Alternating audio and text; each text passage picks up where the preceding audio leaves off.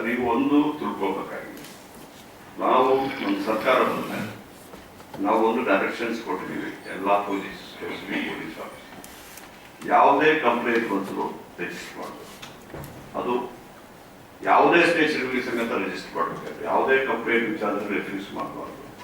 ಯಾವುದೇ ಸ್ಟೇಷನ್ಗೆ ಬಂದ್ಬಿಟ್ಟು ರಿಜಿಸ್ಟರ್ ಮಾಡಿ ತದನಂತರ ಕನ್ಸರ್ನ್ ಸ್ಟೇಷನ್ಗೆ ಕಳಿಸ್ಕೊಡ್ಬೇಕಂತ ನಾವು ಈಗಾಗಲೇ ಮಾಡಿ.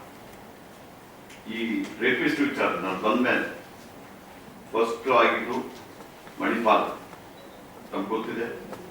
ಈವನ್ ಅವರು ಆ ವಿಕ್ಟಿಮ್ ಕಂಪ್ಲೇಂಟ್ ಕೊಟ್ಟಿಗೆ ರಿಫ್ಯೂಸ್ ಮಾಡ್ತಾರೆ. ಶಿವಸ್ ಮೆಡಿಕಲ್ ಸ್ಟೂಡೆಂಟ್ ಕೊಟ್ಟರು ಸಮೇತ ನಾವು CO ಮಟ್ಟ ತಗೊಂಡು ಅದ್ರ ವಿಚಾರದಲ್ಲಿ ಇನ್ವೆಸ್ಟಿಗೇಟ್ ಮಾಡಿ ಅವನ್ನ ಅರೆಸ್ಟ್ ಮಾಡುವಂತ ಕೆಲಸ ಮಾಡಿ. ಪ್ರತಿಯೊಂದು ವಿಚಾರದಲ್ಲಿ ತಾವು ಹೇಳಿದ ಎಲ್ಲಾ ವಿಚಾರದಲ್ಲಿ ಸಮೇತ ಈ ಕಾನೂನು ಭಾರಿ ಪ್ರಬಲ ಮಾಡಿದ್ದಾರೆ.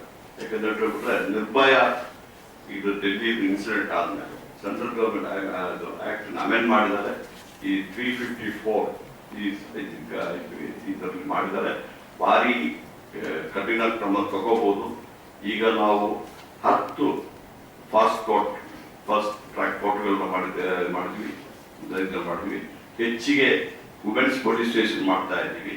ನಾವು ಸ್ಪಂದನ ಬಿಟ್ಟು ನಮ್ಗೆ ಗೊತ್ತಿದೆ. ಈಗಾಗಲೇ ಮಲ್ಲೇಶ್ವರಮು, ರಾಜಾಜಿನಗರ, ಈಗ ಇನ್ನೂ ಕೆಲವು ಸ್ಟೇಷನ್ಗಳಲ್ಲಿ ಯಾಕೆ ಬಿಟ್ರೆ ಮಹಿಳೆಯರಿಗೆ ಹೆಚ್ಚು ಮಾಡಲಿಕ್ಕೆ ಅದೊಂದು ಮಹಿಳೆಯರನ್ನೇ ಇದು ಮಾಡಿ ಕೆಲವು NGOs ಸರ್ಕಾರದಿಂದ ಅದು ಮಾಡ್ತಾ ಇದ್ದೀವಿ. ಪ್ರತಿಯೊಂದು ಸ್ಟೇಷನ್ ಸಮೇತ ಸಾರ್ವಜನಿಕರ ಒಂದು ಸಹಯೋಗದೊಂದಿಗೆ ಕಮಿಟಿಗಳು ಮಾಡ್ತಾ ಇದ್ದೀವಿ. ಈ ಹಲವಾರು ಮಾಡ್ತಾ ಇದ್ದೀವಿ. ಆದ್ರೂ ನೀವು ಹೇಳೋದನ್ನ ಒಪ್ಕೊಳ್ತೀವಿ. ಯಾಕಂದ್ರೆ ಬಿಟ್ರೆ ಇವತ್ತು ಇಡೀ ಕರ್ನಾಟಕ ರಾಜ್ಯದಲ್ಲ ಎಲ್ಲಾ ಕಡೆನೂ ಸ್ವಲ್ಪ sexual harassment atrocities against womens ಜಾಸ್ತಿ ಆಗ್ತದೆ. ಇದನ್ನ ನಾವು ತಿಳಿಯಬೇಕಂತ ನಾನು ನನ್ನ ಇದರಲ್ಲಿ ಹೇಳಿದೆ. ಇದು ಬರೀ ಪೊಲೀಸಿಂದ ಮಾತುಕತೆ, ಪೊಲೀಸು ಆಕ್ಷನ್ ತಗೋಬಹುದು, ನಾವೆಲ್ಲ ಮಾಡ್ಬೇಕು, ರೆಸ್ಪಾನ್ಸಿಬಿಲಿಟಿ ಇಲ್ಲ ಅಂತ. ಆದ್ರೆ ನಮ್ಮ ಸಮಾಜ ಸಮೇತ ಎಚ್ಚೆತ್ಕೊಳ್ಬೇಕಾಗ್ತದೆ. ಈಗ ಏಕಾಗಿ ನೋಡ್ರೆ ಯಾರು ಈಗ ಮೊದಲು ಹೆಚ್ಚಿಗೆ ತೊಂದರೆ ಇದು ವರದಕ್ಷಿಣೆ. ನಾನು ಯುವಕನಾಗಿದ್ದಾಗ ವರದಕ್ಷಿಣೆ ದುಡ್ಡಿಗೆ ದೊಡ್ಡದಾಗ್ತದೆ. ಈ ವರದಕ್ಷಿಣೆ ವಿಚಾರದಲ್ಲಿ ಸಾಕಷ್ಟು ಸ್ವಲ್ಪ ಕಡಿಮೆ ಆಗ್ತದೆ.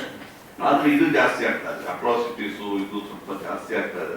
ಇದರ ವಿಚಾರದಲ್ಲಿ ಸಾಕಷ್ಟು ನಾನು ಸಿಂಪೋಸಿಯಮು ಕಾನ್ಫರೆನ್ಸ್ ಅಟೆಂಡ್ ಮಾಡಿ ನಾವು ಇದು ಮಾಡ್ತಾ ಇದ್ವಿ. ನಾವು ಅದಕ್ಕೆ ನಾನು ಹೇಳಿದ್ದು ನಮಗೆ ರಿಫ್ರೆಶ್ಮೆಂಟ್ ಕೋರ್ಸ್ಗಳು ಮಾಡಬೇಕಾಗ್ತದೆ. ಪೊಲೀಸರಿಗೆ ಯಾವ ರೀತಿಯಲ್ಲಿ ಇದನ್ನ ಇದು ಮಾಡಬೇಕಾಗ್ತದೆ. ಅದೇ ರೀತಿಯಲ್ಲಿ ಸಾರ್ವಜನಿಕರ ಒಂದು ಇದನ್ನ opinion also to address this things build up ಮಾಡಬೇಕಾಗ್ತದೆ. ಯಾಕೆ ಪ್ರತಿಯೊಂದು ಸಾರ್ವಜನಿಕರು ಸಮೇತ ಇವತ್ತು ಪೊಲೀಸ್ ಆಗಿ ಆಕ್ಟ್ ಮಾಡಬೇಕು ವಿಚಾರ ಅದನ್ನ ಒಂದು ಮಾಡೋಣ. ನೀವು ಹೇಳೋದು ವಿಚಾರ ಪ್ರತಿಯೊಂದು ಸೀರಿಯಸ್. ನಿನ್ನೆ ಆನೆಕಲ್ ಇನ್ಸಿಡೆಂಟ್ ನಡೆದಿದೆ. ನಾನು IG ಅವರಿಗೆ ಅಲ್ಲಿ ಹೋಗಿ ಕೇಳಿದೆ, DC ಅವ್ರನ್ನ ಅಲ್ಲಿ ಹೋಗ್ಲಿಕ್ಕೆ ಅಂದ್ರೆ ನಾವು ಮನೆಯವರಿಗೆ ಭೇಟಿ ಮಾಡಿದ್ವಿ.